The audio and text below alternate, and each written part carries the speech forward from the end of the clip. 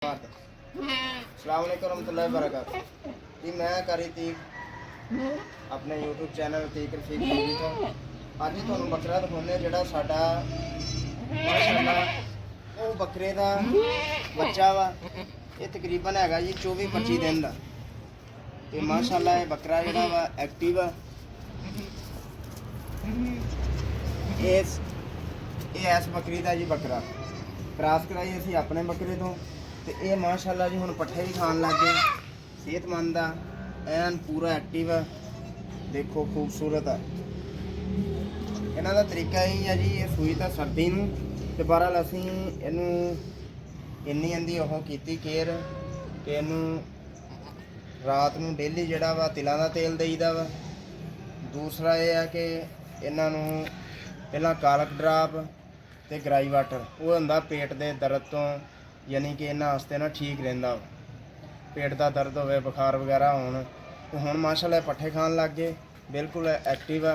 ते दूसरे वेखो साडे जिहड़े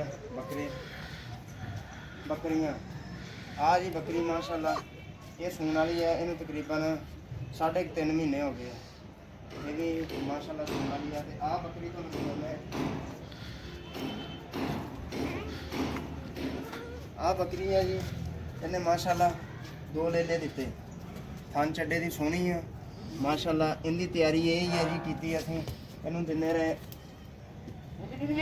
ओहो घ्यो, दुध घ्यो, फिर तिलां दा तेल ते नाल इहनूं नींबू वगैरह दिंदे रहे। ते माशाअल्लाह इन्हें बहाना चंगा बनाया। इहदे बच्चे तुहानूं असीं दिखाउने आ जी। इहदे बच्चे 2 बच्चे इन्हें दिते ते आ बच्चे है जी। लेलियां दित्तियां पट्ठां। फिर ये देखो अल्लाह की कुदरत आ जी पट्ठ आ।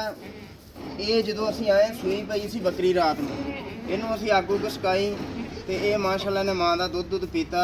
तो असीं बेफिक्रे हो गए। जो असीं अंदर वड़े सफाई करन तो इन्हें ऊँ किया। असीं क्या देखा तो खुडे के ओले बैठा उत्ते, इहदे उत्ते उवें झिल्ली चढ़ी। जो असीं इहनूं बाहर कढ़िया, इहनूं अग उग सकाई तो माशाअल्लाह ये एन हैल्दी। ये है जी पट्ठा साड़ियाँ उस बकरे ने दित्तियां। ते हुण जी आ वा साडी बकरी। इन्हें माशाअल्लाह बकरा दिता सी, ये भी तकरीबन हो गया महीने का माशाअल्लाह। ये एक्टिव है। सारे बकरे जिहड़े है ना फिलहाल ठीक है।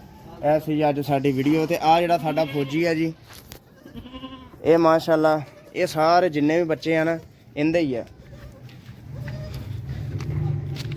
ये जिहड़ा 4 दंद आ माशाअल्लाह एक्टिव है ते हैल्दी है। ऐसी अज साडी अज दी वीडियो। हुण शाम का टाइम है, बकरियां सारियां रजियां होईयां ते हुण असीं इन्हां नूं दुध पिलाना, फिर उस तो बाद इन्हां नूं अंदर कर देनी। देखो माशाअल्लाह बहरहाल ये है कि साडे कोल बकरियां जी टैड़ी आ दोगलियां ही आ, कोई प्योर देसी नहीं, प्योर टैड़ी नहीं, इहो ही बकरियां। ते अलहमदुलिल्लाह ठीक है जी, मेहनत करी जाने। अल्लाह ताला बरकत पाऊगा। तो ठीक है इंशाअल्लाह मिलते हैं अगली वीडियो च। अल्लाह हाफ़िज़।